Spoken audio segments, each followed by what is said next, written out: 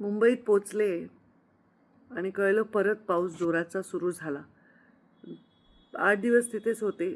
दौरा करायचं आधी ठरलं होतं, गावोगावी जायचं. पण ज्या पद्धतीने कार्यकर्ते बोलवत होते, तेव्हा असं वाटलं एकाकडे जा, दुसऱ्याकडे नाही जा, कसं करायचं? आणि मग पूर्ण दौऱ्यामध्ये अधिकाऱ्यांचा ताफा माझ्याच मागे मंत्री आले, मंत्री आले म्हणून. जी खरी मदत पोचायची, जे पंचनामा व्हायचा आहे, जे कागदपत्र व्हायचे ते राहतील. म्हणून फार अगदी ओघाओघाने भेट दिल्या आणि अधिकाऱ्यांच्या बैठका घेऊन त्यांना आदेश दिले की मदतीच्या संदर्भातले, पंचनाम्याच्या संदर्भातले रिपोर्ट तात्काळ पाठवावे. पण मदत, पैसा, अडका हे महत्त्वाचं नाही. आत्ता तुम्हाला महत्त्वाचं आहे ते तुमचं मनोबल. आपलं घर आपल्या डोळ्यासमोर वाहून जाताना बघून तुम्हाला काय यातना होत असतील, हे मी कल्पनाच नाही करू शकत. कॅबिनेटमध्ये मुख्यमंत्र्यांशी बोलण्यासाठी आणि ह्या विषयावर गांभीर्याने उपाययोजना करण्यासाठी आपलंच म्हणणं, आपलीच प्रतिनिधी म्हणून बोलण्यासाठी मी इथे आलेली आहे.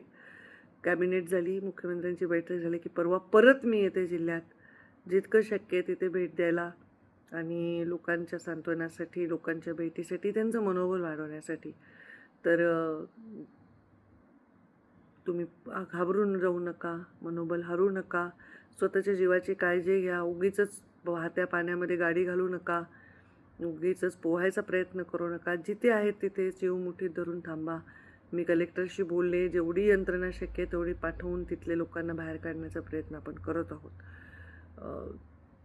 मी लगेच कॅबिनेट आणि मुख्यमंत्र्यांची बैठक करून बुधवारी परत येते.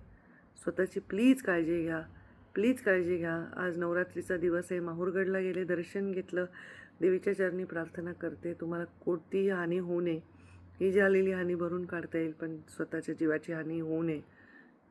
कृपा करून सगळेजण स्वतःची काळजी घ्या